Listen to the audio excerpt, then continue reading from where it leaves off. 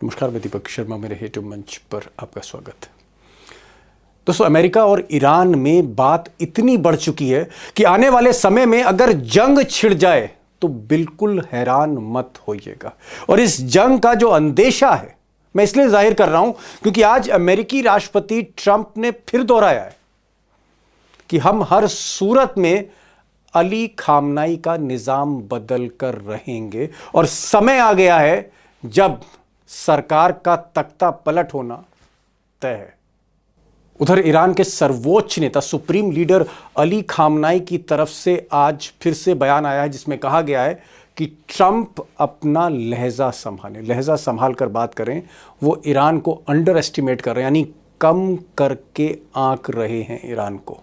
और ईरान की तरफ से आज उनके फौज के प्रमुख यानी army chief major general Abdul Rahim Mausafi, उन्होंने आज कहा कि अमेरिका अगर हम पर हमला करता है तो कुछ ही घंटों में मिडिल ईस्ट में जितने एयर बेस हैं यूनाइटेड स्टेट्स के, अमेरिका के, कुछ ही घंटों में हम उसको उड़ा देंगे और हमारी हाइपरसोनिक मिसाइल इस काम के लिए पूरी तरह कारगर है। यानी एक तरह से सीधी धमकी है कि अगर हमला किया तो मुंह तोड़ जवाब दिया जाएगा।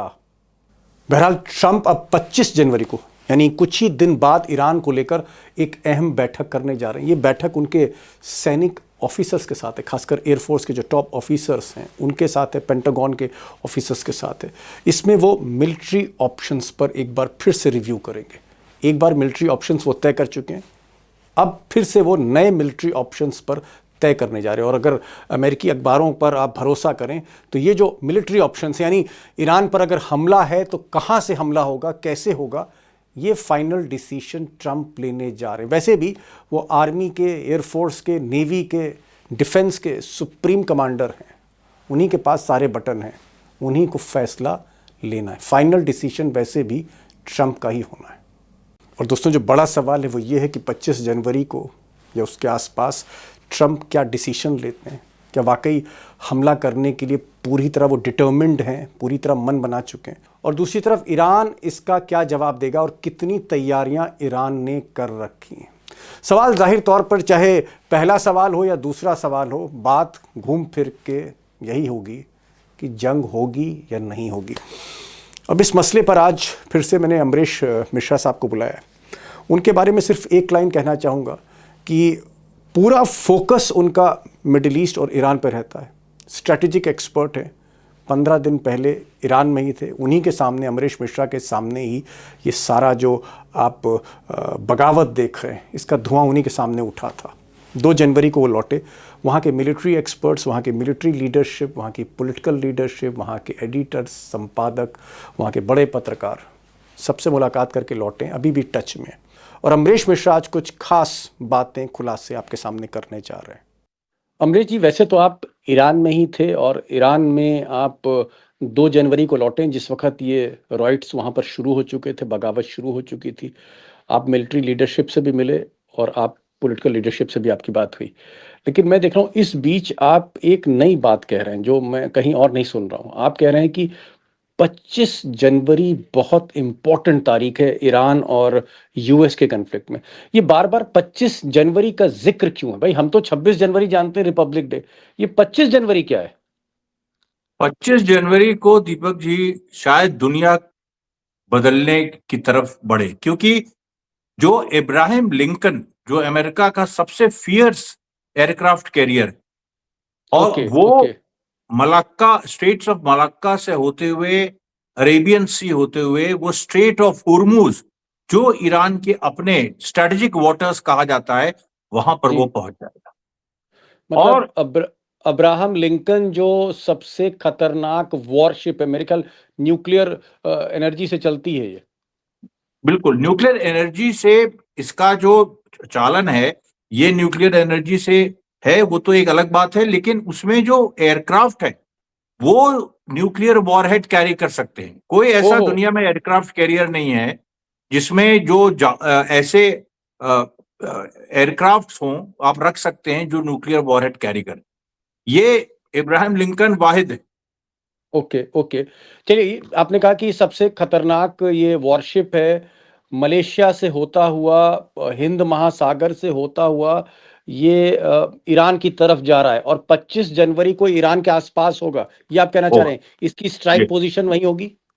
बिल्कुल इसकी स्ट्राइक पोजीशन होगी। ये ईरान के सॉइल तक इसके जहाज पहुंच सकते हैं, क्योंकि कई जहाज इस पे होंगे और इसमें F-15 मेनली होते हैं, और F-15 जो न्यूक्लियर वॉरहेड कैरी कर सकते ओके, हैं, ओके।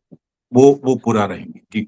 और क्या एक जो दूसरा आप बता रहे थे वॉरशिप, जॉर्ज बुश, एक और जो वॉरशिप है उनका, जो युद्धक जहाज है, वो भी क्या उस तरफ जा रहा है, ईरान की तरफ? हाँ, वो एक्चुअली ज्यादा करीब है, वो उधर से आ रहा है वेस्ट की तरफ से, तो वो ज्यादा ओके, करीब है इस समय और वो पहले पहुंच जाएगा। लेकिन जॉर्ज बुश में वो कैपेबिलिटी नहीं है जो इब्राहिम लिंकन में है। और देखिए, ये अमेरिका का ब्रह्मास्त्र है इब्राहिम लिंकन, और इसी ओके, के लिए जो आप समझ लीजिए कि जो ईरान पे स्ट्राइक नहीं हुई, उसका एक बहुत बड़ा कारण ये था कि इब्राहिम लिंकन नहीं पहुंची थी।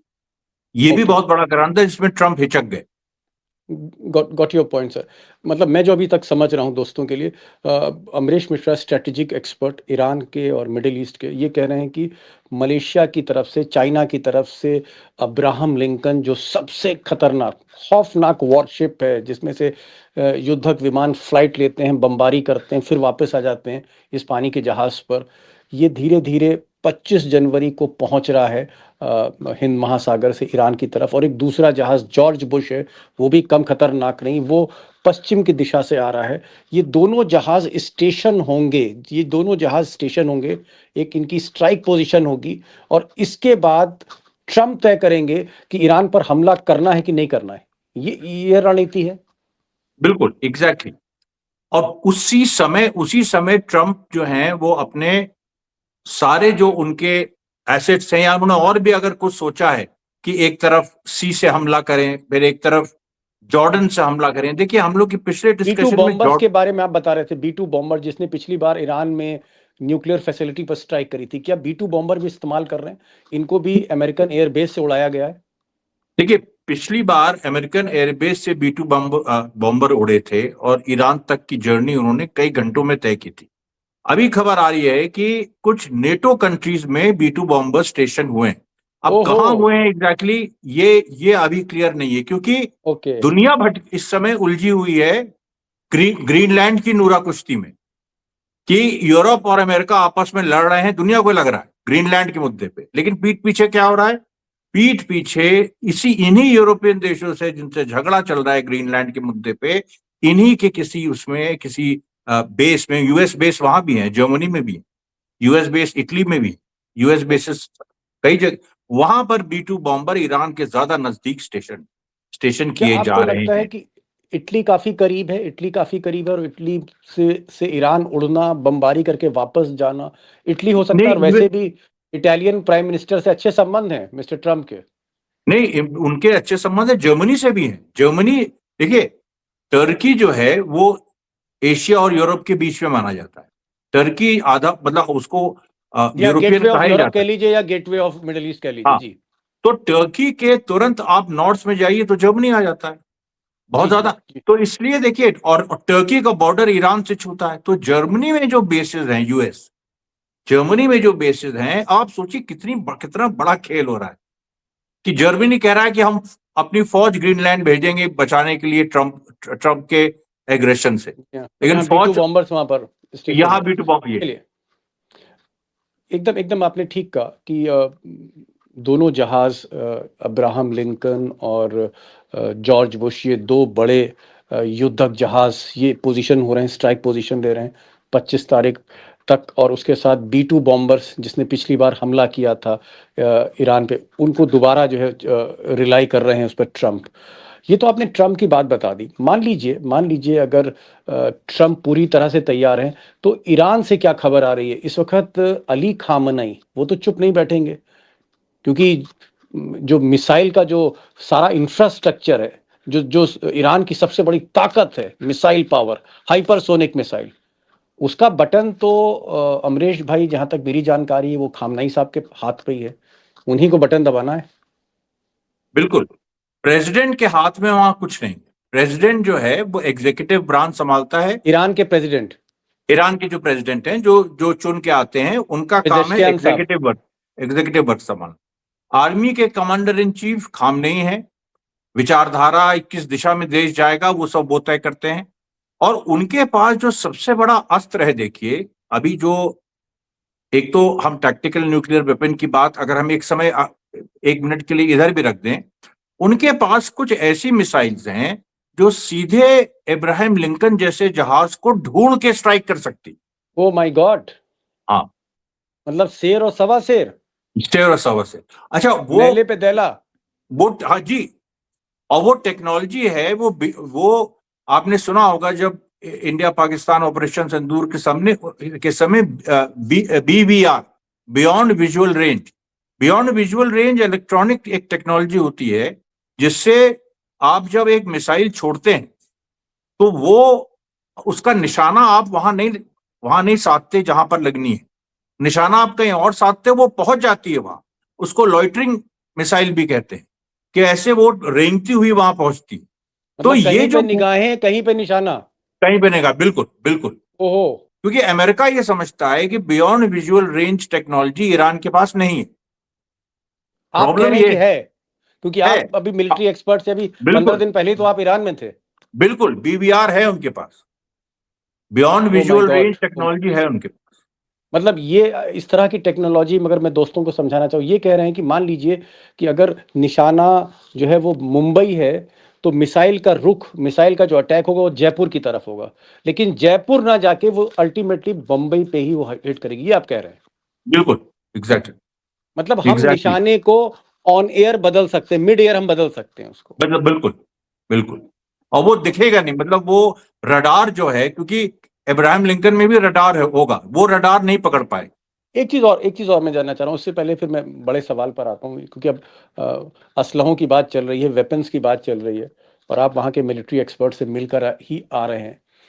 क्या आपको, जब आप तेहरान में थे, आप वहाँ के मिलिट्री लीडर से मिले, वहाँ के पत्रकारों से मिले, वहाँ की पॉलिटिकल लीडरशिप से मिले, क्या उनके पास न्यूक्लियर टैक्टिकल वेपन है, न्यूक्लियर हथियार हैं ईरान के पास? इस पे कोई आपको जानकारी या कोई संकेत मिले हो?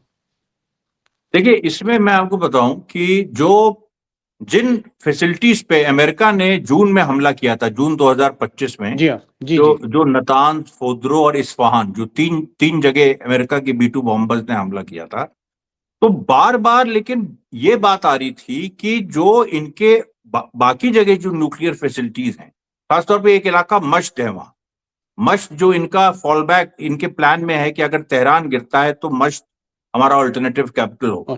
मश्त का ओके। जो इलाका है वो एक ट्रेडिशनल स्पिरिचुअल सेंटर भी रहा है शियास का, और वो एक ऐसी जगह है जहां जिसके बारे में मोसाद की मैपिंग तक नहीं ओहो। है। ये जो बिल्कुल। मतलब आप और कह रहे हैं कि ये जो शहर है, जो उनकी सब्स्टिट्यूट कैपिटल हो सकता है, अगर हाँ, तेहरान पर हमला होता है, तेहरान कट ऑफ हो जाता है, तबाह हो जाता है, तो यहाँ कैपिटल शिफ्ट हो जाएगी, और यहाँ यहाँ कैपिटल पर जो मिसाइल हैं या यहाँ पर जो न्यूक्लियर उनके पास आर्सेनल है, उसकी जानकारी ना इजराइल की खुफिया एजेंसी मोसाद को है, ना CIA को है। बिल्कुल उसकी जानकारी इनके पास नहीं है, क्योंकि ये एडमिट कर चुके हैं। नेतन्याहू का एक बयान इस पे आया था अभी 10-12 दिन पहले, जब मैं लौटा उसके उसी समय आया था, 5-6 जनवरी को। उन्होंने कहा था कि ईरान के पास फ्यूजन की कैपेबिलिटी, देखिए न्यूक्लियर वेपन्स अभी तक ज्यादातर फिशन है, जो एटम को तोड़ते हैं, सिंपल, और वो एनर्जी रिलीज करते हैं। फ्यूजन मतलब हाइड्रोजन बॉम्ब, जो एटम्स को, आइसोटोप्स को भिड़ाते हैं, एक दूसरे से मिलाते हैं, जी। फ्यूज करते हैं, और उससे क्या होता है, रेडियो एक्टिविटी कम होती है, लेकिन वो नुकसान ज्यादा होता है। यानी वो इब्राहिम लिंकन जैसा जहाज उड़ाया जा सकता है उससे एक स्ट्राइक। ओह। एक स्ट्राइक में खामनई अमेरिका की जो सबसे खौफनाक एयरक्राफ्ट कैरियर वॉरशिप है, उसको उड़ा सकते हैं। उड़ा सकते हैं, बिल्कुल। ठीक। चलिए, मैं इतना समझ रहा हूँ। अब मैं जरा पॉलिटिकल उस पर आ जाता हूँ। मिलिट्री तो आपने समझा दी, और आप तो घंटों तक समझाते चले जाएंगे, क्योंकि आपका पूरा लाइफ का फोकस ही उस पर रहा है। एक चीज़ मैं और जानना चाह रहा था दोस्तों के लिए, क्या खामनई जो हैं, उन्होंने वाकई तय कर लिया है कि अगर मिस्टर ट्रंप हमला करते हैं तो इस बार हम मतलब सारी हदें तोड़ देंगे, हम इस बार छोड़ेंगे नहीं। क्या इस लेवल पर प्लानिंग चल रही है कि युद्ध में कोई कसर थामने नहीं छोड़ना चाहते, मतलब करो या मरो टाइप, डू और डाई? बिल्कुल 100। मैं आपको एक छोटी सी बात बताता हूं कि देखिए, हम लोग भारत में उसको शायद ना समझ पाए, क्योंकि बाहर से ईरान काफी वेस्टर्नाइज सोसाइटी लगती है। अगर आप देखें, ये सब जो कहा जाता है हिजाब वगैरह, ये मुझे खैर सब वो बेकार की बात लगी, क्योंकि वहां एक वेस्टर्नाइज सोसाइटी है। वो आप सोच लीजिए, अब इससे ज्यादा मैं क्या कहूँ। ठीक गाड़ियां है, जो हैं, सड़कें जो हैं, साफ सड़कें, टेक्नोलॉजी है महिलाएं जो उनके हैं वहां पास, पर हाँ खुली। हाँ। हम्म, लेकिन लेकिन जो विचारधारा इस वेस्टर्नाइज सोसाइटी की है, वो वेस्टर्नाइज नहीं है। वो शिया आइडियोलॉजी। शिया आइडियोलॉजी क्या है? करबला की जंग। करबला की जंग क्या है? यजीद और माविया, दो जो बादशाह, उनके सामने 70-77 जो शिया उस समय के मुजाहिद थे, इमाम हुसैन थे, जी, उन्होंने उन्होंने जंग की, अपनी जान दे दी। शहीद हो अब गए अगर थे जी। और ये चीज उनके दिमाग में है कि आज, और ये कहा भी कि आज का फिरौन, फिरौन यानी जो फेरो था, जो जी, वो इजिप्ट का ट्रम्प है। बादशाह था, जिसके खिलाफ मोसेस मोसेस ने जी, बगावत की थी। तो ये कहा जा रहा है कि आज का फिरौन, आज का वो जो जो मतलब करबला में जिसने जुल्म किया था, मान लीजिए, वो अमेरिका है, और हमें इसको खत्म करना है। ओहो। अब ये जो पूरी बात है कि इससे हमको लड़ना ही लड़ना है, तो वहां पर इसका मतलब ये है कि आप एक ऐसी विचारधारा की तरफ देख रहे हैं कि जो कम्युनिस्ट कम्युनिस्ट तो फिर भी कॉम्प्रोमाइज कर जाता है, वो कॉम्प्रोमाइज नहीं करेगी। Okay, okay, okay, okay. शहादत उसके ब्लड में है। और इस समय उसके पास जो टेक्नोलॉजी आ गई है, उससे ये हो गई ये बात कि अब वो किसी को भी, जो भी उस पे हमला करेगा या समझ गया। ऐसी कोशिश मतलब करेगा, उस पे स्ट्राइक कर सकता है। आप ये कह रहे हैं कि ये जो झगड़ा है, ये जो जंग होगी उसमें, जैसे फिलिस्तीनियों का ग्रुप हमास है या हिजबुल्लाह है या हूती है यमन में, इस लेवल का नहीं, ईरान बहुत हाईटेक लेवल पर है। मतलब हाँ। जो चाइना की ताकत है मिलिट्री पावर, मिसाइल की, उस जैसी मिसाइल पावर है। बिल्कुल। उसके पास तो मैं बता रहा हूं ना, कुछ तो ऐसी मिसाइल्स भी हैं कि जो जो चाइना के पास नहीं है। और वो जो जैसे टैक्टिकल न्यूक्लियर वेपन्स की जो बात खुद नेतन्याहू ने कही है, वो चाइना के बारे में, रशिया के बारे में कोई बात नहीं करता है अभी, क्योंकि फ्यूजन एक एक एडवांस टेक्नोलॉजी है जो बहुत सारे देश अभी वहां नहीं जा रहे। तो इसलिए मैं कह रहा हूं कि ये जो विचारधारा का, यानी जो एक विचारधारा का, आप ये समझ लीजिए कि जो इच्छा शक्ति है, या जो दीन है, दीन उसको समझ लीजिए कि जो दीन धर्म की जी, बात होती है, उसमें आदमी एक जुनून कह नेतृत्व अड़ा लीजिए, हुआ है। जुनूनी तौर पे एकदम वो तैयार है। हाँ, वो पूरी तरह से तैयार है। और वहां सिस्टम ये है कि लीडर गाइड है। वहां ये नहीं है कि जनता जो है वो है गाइड। जी, लीडर गाइड है। ओके, ठीक है, जो ठीक है। जो मैं पॉलिटिकल समझ और गया, धार्मिक मैं लीडर, समझ वो गया जो कि तय करेगा, वो जनता मानेगी। मैं समझ गया, आपने तीन बातें कही कि ईरान के पास टेक्नोलॉजी चाइना से, मिसाइल से बेहतर है, चाइना से भी बेहतर है, रशिया से भी बेहतर है, सिर्फ मिसाइल टेक्नोलॉजी। हम्म, एयरफोर्स वैसी नहीं है, हालांकि एयरफोर्स में आपने कल कहा था कि चीन मदद कर रहा है। तो हम्म, मिसाइल टेक्नोलॉजी है, नंबर वन है। इस्लामिक कंट्री में ऐसी मिसाइल टेक्नोलॉजी किसी के पास नहीं है। दूसरा, आपने कहा कि वॉर के लिए वो तैयार हैं। और तीसरी बार आपने कहा कि उनका जो माइंडसेट है, जो जुनून है, वो हर आदमी का वहाँ, जो जो आप कह रहे हैं शिया आइडियोलॉजी है, कि वो अमेरिका को एक विलेन मानता है और उसको लगता है कि उनकी आइडियोलॉजी है कि अमेरिका से भिड़ना कहीं ना कहीं उनके लिए, भले ही वो शहीद हो जाएं, लेकिन वो पीछे एक कदम नहीं हटेंगे, पूरी मतलब मेंटली प्रिपेयर हैं वो। मेंटली प्रिपेयर, बिल्कुल। अब मुझे एक 100%। चीज़ बताइए, अब मुझे ठीक है, मुझे लगता है कि हम सिर्फ जंग और जंग की ही बात कर रहे हैं। क्या ये जंग रुक सकती है? मान लीजिए अगर सऊदी अरब है, टर्की है, या अल्थानी जो बादशाह हैं, कतर के अल्थानी अगर चाहें, बड़े अच्छे संबंध हैं कतर के और ट्रम्प के। ये जो इस्लामिक कंट्रीज़ हैं जहाँ बादशाहत है, जहाँ पर बहुत बड़ा इन्वेस्टमेंट अमेरिका का है, क्या ये लोग समझा सकते हैं, जंग को टलवा सकते हैं कि किसी तरह से रोक दीजिए, मत होने दीजिए? देखिए, थ्योरेटिकल जी, थ्योरेटिकली आप मान सकते हैं कि वो कह सकते हैं, रुकवा सकते हैं। लेकिन यहाँ एक फैक्टर है जो लोग भूल जाते हैं, वो है ट्रम्प। अब जितने कमिटेड खामनेई है, उतने ही कमिटेड ट्रम्प है। और वो दोनों अलग विचारधाराओं से आ रहे हैं। ये अपने को मजलूम समझते हैं और अपना अधिकार समझते हैं कि हमें जालिम से टकराना है, ईरान। जी। और उधर जो जालिम है वो ये मानता है कि हमारा अधिकार है दुनिया को हमारे सामने जो आए उसको क्रश कर देना, हम भी नहीं पीछे हटेंगे। ओके। ये जो है ट्रम्प का जो माइंडसेट है, देखिए मदुरो के उसने उठाया, किसी से पूछा, वेनेजुएला बहुत, में जब हाँ, ऑपरेशन किया, जो वेनेजुएला में उसने ऑपरेशन किया, किसी से पूछा उसने, बहुत सारी ऐसी चीजें वो किसी से नहीं पूछता है, ना ही वो केयर करता है। उसके दिमाग में एक सीधी बात है कि हम दुनिया में आए हैं अमेरिका को फिर से, वही जो अमेरिका था जिसका और एक पूरी नया दुनिया वर्ल्ड को ऑर्डर राज बना, एक था, नई व्यवस्था बनाने आए हैं। एक नई, बिल्कुल।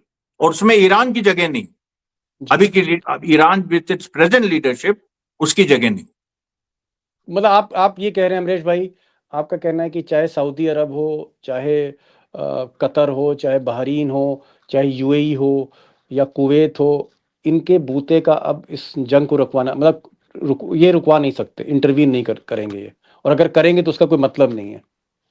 भाई एक बार उनकी बात सुन ली ना, मतलब अब क्या सच्चाई है वो तो चलिए, लेकिन एक बार ये हो गया ना कि सऊदी अरब ने कहा और इन्होंने कहा, यहां तक कि इजराइल ने भी कहा, तो ट्रंप रुक गए। एक बार ये बात हो गई। अब जो बात होगी वो पूछा तो ना जाएगा किसी से, वो तो होगी, वो तो हो जाएगी। It has to happen when it happens. It has to happen when it happens. मतलब बिल्कुल। अरब वर्ल्ड की इस वक्त हैसियत नहीं है कि वो ट्रम्प को गाइड कर सकें, ये आप कह रहे हैं। नहीं, वो तो नहीं है, बिल्कुल नहीं है। अमरीश भाई, एक और इम्पोर्टेंट सवाल आपसे पूछना चाह रहा हूँ। मान लीजिए जो सिनेरियो है उसमें अगर जंग हो जाती है, ईश्वर ना करे जंग हो, लेकिन अगर जंग हो जाती है तो क्या चाइना और रशिया वो ईरान के पीछे खड़े होंगे, ईरान के साथ लड़ेंगे? क्या वो डायरेक्टली सामने आएंगे या इनडायरेक्टली मदद करेंगे? ये मैं जानना चाह रहा था आपसे। मुझे लगता है कि देखिए वो शुरू अभी से ही वो सामने आ गए हैं। चाइना और और रशिया। चाइना और रशिया सामने आ गए हैं। वो बहुत ऑब्वियस है कि वहां पर चाइना के असलहे हैं, चाइना के प्लेन्स हैं, रशिया के कार्गो प्लेन्स उतर रहे हैं। कार्गो प्लेन्स ऑब्वियसली वो और ज्यादा गोला बारूद, हथियार और इस तरह की चीजें जी, मिलिट्री कैरी करते इक्विपमेंट। हैं। जी। मिलिट्री इक्विपमेंट और कई बार मिलिट्री पर्सनल भी कैरी करते हैं कार्गो प्लेन ओ, में। कई बार, हाँ, और मतलब क्या, आप कह रहे हैं कि रूस के सैनिक अफसर, चाइना के सैनिक अफसर वहां पर मौजूद हैं। क्या आप जब मौजूद है। ईरान गए थे अभी 15 दिन पहले, आपको कोई चाइनीज मिलिट्री ऑफिसर या चाइनीज जहाज आपको वहां दिखा, ऐसा कुछ? चाइनीज मिलिट्री ऑफिसर तो नहीं, लेकिन चाइनीज जहाज, मेहराबाद जो एयरपोर्ट है, जो तेहरान का दूसरा एयरपोर्ट है, इमाम खुमैनी एयरपोर्ट जो उनका है, उसके बाद जो दूसरा है मेहराबाद, और जहां मिलिट्री एक्टिविटीज ज्यादा होती है, वहां पर चाइनीज प्लेन्स लैंड करते हुए इस तरह के एक आभास आपने वहां देखे? लग जाता है जी। जी और जी। यहां पर बात यही पर आ जाती है कि देखिए रशिया और चाइना भी ये समझते हैं कि अगर ईरान ईरान पर अगर अमेरिका को नहीं रोका गया तो फिर अगला नंबर उनका है। ओ, इसलिए वो भी अपनी पूरी ताकत झोंक रहे गॉट द पॉइंट। नहीं नहीं, बड़ी बात आपने की कि अगर ईरान के पॉइंट पर हमने नहीं रोका यूएस को, तो फिर अगला नंबर फिर रूस का भी हो सकता है। अगर ईरान को पराजित कर दिया अमेरिका ने, तो फिर वो वर्ल्ड ऑर्डर पूरा चेंज कर सकता है। और कहीं हैं। ना कहीं जो जो वैल्यू है, जो कहीं ना कहीं चाइना और रशिया की जो स्टैंडिंग है, जो साख है, वो नीचे जा सकती है। तो इसलिए वो ईरान पे ही रोकना चाहेंगे। अब एक बिल्कुल। आखिरी सवाल मैं कर रहा हूँ, क्योंकि पिछले साल 2025 में जून में अमरीश भाई, आपने देखा एक जंग जैसी स्थिति थी ईरान और इजराइल के बीच में। हमने ड्रोन अटैक देखे, हमने मिसाइल अटैक देखे, हमने B-2 बॉम्बर्स को हमला करते हुए देखा कि ईरान की न्यूक्लियर फैसिलिटी पर। फिर हम ईरान को देखा कि पहला मुल्क बना दुनिया का जिसने यूएस की कतर में जो एयरबेस है उस पर स्ट्राइक कर दी। लेकिन वो फिर वो जंग हो नहीं पाई, उसको हम कन्फ्लिक्ट ही कहेंगे। लेकिन ये जो 2026 में अब जो स्थिति आ रही है, जो 25 जनवरी के बाद बदल सकती है, ये जंग और पिछली जो कन्फ्लिक्ट है, ये जो होने वाली जंग है, इसमें आपको क्या अंतर दिख रहा है? इसमें आपको इजराइल कहाँ खड़ा दिख रहा है, अमेरिका कहाँ खड़ा दिख रहा है? क्या अमेरिका सीधे भिड़ गया है खामनई से, या मैं यूं कहूं इट्स नाउ ट्रम्प वर्सेस खामनई, बाकी नहीं, चीजें पीछे हैं? बिल्कुल, you right, it's not Trump versus Khamenei, पिछली जंग में इजराइल आगे था, ट्रम्प पीछे थे, वो सपोर्ट कर रहे थे इजराइल को, और उन्होंने एक डिसाइसिव इंटरवेंशन किया B-2 बॉम्बर्स भेज के। लेकिन इस लड़ाई में नेतन्याहू तो बहुत पीछे। नेतन्याहू का तो अता पता आप देखिए तो किसी भी तरीके से गायब हो गए, एक तरह से गायब हो गए हैं, उनका रेलेवेंस ऑलमोस्ट खत्म हो गया। बल्कि हकीकत है वो जंग रुकवाना चाहते हैं। नहीं, जंग रुकवाने की तो बात खैर बहुत, वो ट्रम्प से क्या रुकवाएंगे। ट्रम्प तो गाजा में बोर्ड ऑफ पीस ला रहा है, जो एक वैकल्पिक UNO है, खैर उसके बारे में कभी बाद में बात करेंगे। लेकिन ये जो पूरी एक चीज है कि ट्रम्प वर्सेस खामनेई, ये देखिए इसी तरह की चीजों से तो एपिक्स बनते हैं हमारे यहाँ, जो महागाथाएं हैं, महाकाव्य हैं, सब यही तो हैं।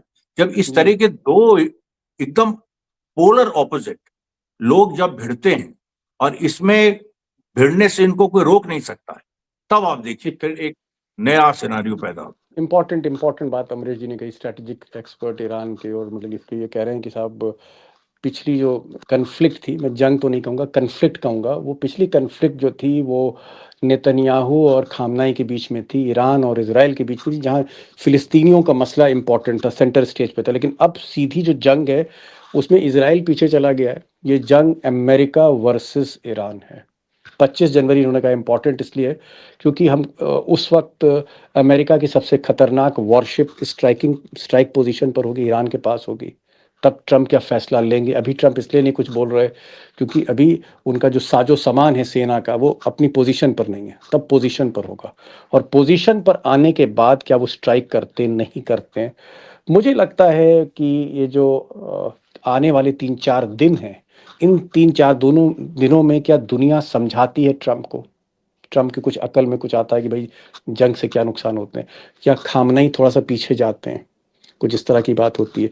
और जो पड़ोसी हैं, जो पड़ोसी हैं ईरान के, चाहे वो टर्की हो या फिर सऊदी अरब हो या फिर आप कह सकते हैं कतर है, कुवैत है, जो मिडिल ईस्ट के जो कंट्रीज़ हैं, ये किस तरह से इस सिचुएशन को, वॉर को अवॉइड कर सकते हैं? क्योंकि जंग होगी फिर गोला बारूद तो हर जगह गिरेगा, क्योंकि US एयरबेस हर मुल्क में है। देखना होगा, 25 तारीख का इंतजार करते हैं। मैं तो अभी भी ईश्वर से यही प्रार्थना दोस्तों करूंगा, 25 तारीख के बाद भी सब कुछ शांति से ही निपटे, जंग ना हो।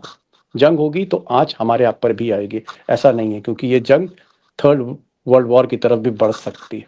अमरीश भाई, रोशनी डाली आपने, और जो जानकारियां आपके पास हैं, मुझे नहीं लगता, मेरा भी इतना करियर बड़ा हो गया, लंबा हो गया है, 28-30 साल जर्नलिज्म में हो गया आज तक से लेकर यहाँ तक। आप जिस तरह से समझाते हैं और जितनी डीप नॉलेज है हर चीज से, मतलब मैं आपके क्या कहूँ, मैं सलूट ही करूंगा आपको। Salute to your knowledge and your insight and your explanation. Thank you so much sir for joining this programme.